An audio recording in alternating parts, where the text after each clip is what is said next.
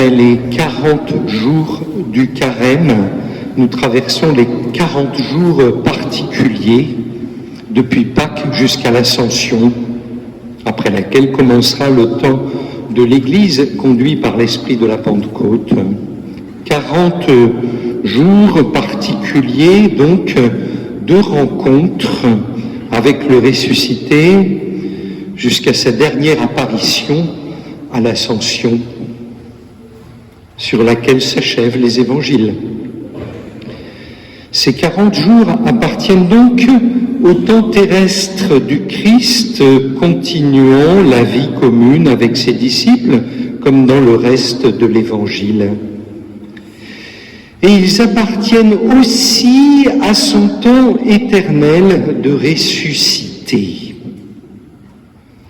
Le temporel et l'éternel non seulement s'ouvrent de l'un à l'autre, mais passent de l'un à l'autre.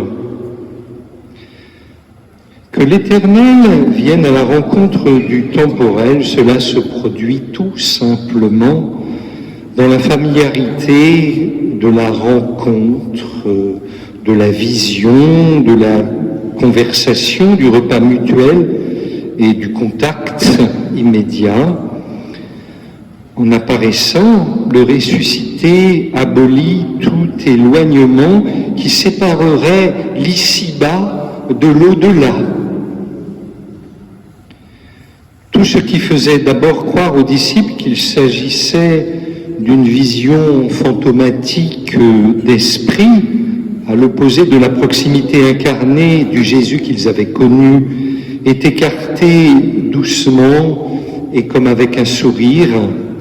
Regardez mes mains et mes pieds, c'est bien moi, touchez-moi, regardez, un esprit n'a pas de chair ni d'os, et vous constatez que j'en ai.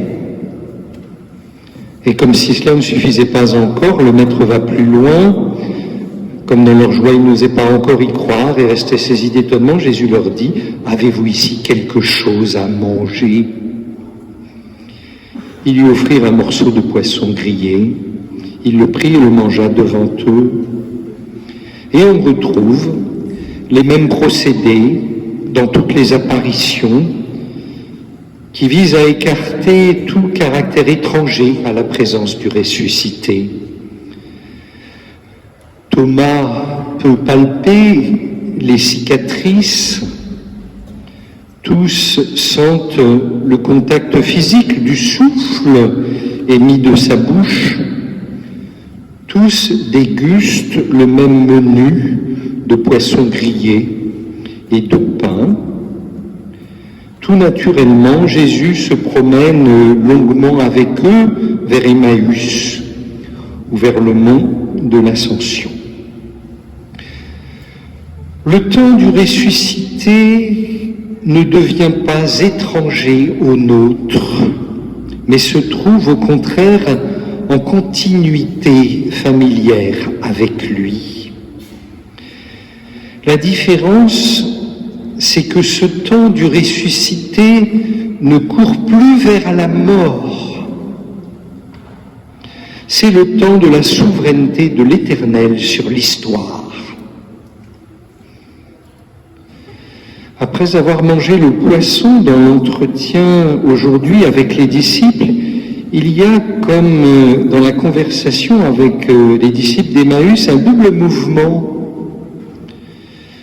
La vie de Jésus éclaire l'histoire passée, et l'histoire passée éclaire la vie de Jésus.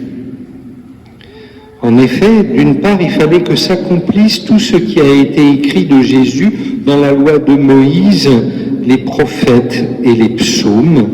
Et Jésus, là, maintenant, leur ouvre l'esprit à l'intelligence de l'histoire passée, Moïse, les prophètes. Et inversement, c'est bien l'histoire passée, l'Écriture, qui annonce et explique les souffrances du Messie, sa résurrection des morts le 3e jour et la conversion proclamée. Maîtresse des temps, l'heure de la croix et de la résurrection anime toute l'histoire. les 33 ans de la vie livrée au jour du salut pénètrent de vie éternelle chaque jour de nos vies désormais. L'Éternel qui avait été temporalisé dans la vie de Jésus éternise désormais notre vie temporelle. La vie du Christ devient la nôtre, contemporaine et éternelle, spécialement par les sacrements.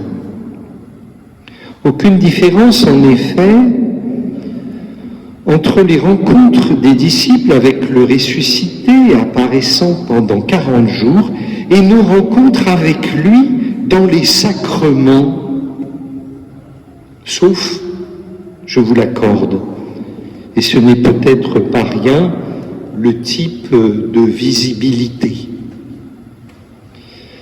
Pendant 40 jours, le ressuscité est apparu au grand jour, et aujourd'hui, tout pareil, il se manifeste, mais sous le voile des sacrements. La rencontre, sa présence, reste cependant la même. Et pour le Christ même, sa rencontre avec nous dans la messe est très réelle. C'est un événement pour lui aussi de nous introduire par amour dans sa vie éternelle. Comment cela est-il possible? Dans l'élargissement des sacrements à ma vie quotidienne, après la messe, comment déterminer à chaque instant et dans quelle mesure tel ou tel aspect de la vie du Christ doit devenir mien pour l'éternité? Cela est possible par le miracle de l'esprit de vie éternelle. À l'esprit de m'indiquer s'il y a lieu maintenant de prier avec le ressuscité ou d'agir avec lui, d'annoncer la parole de Dieu avec le ressuscité ou de me taire avec lui, de manger avec le ressuscité ou de jeûner avec lui, de souffrir avec le Christ ou de me réjouir avec le ressuscité. Il est avec nous jusqu'à la fin des temps et nous sommes témoins de sa présence par notre présence en ce monde, ici et maintenant. Amen.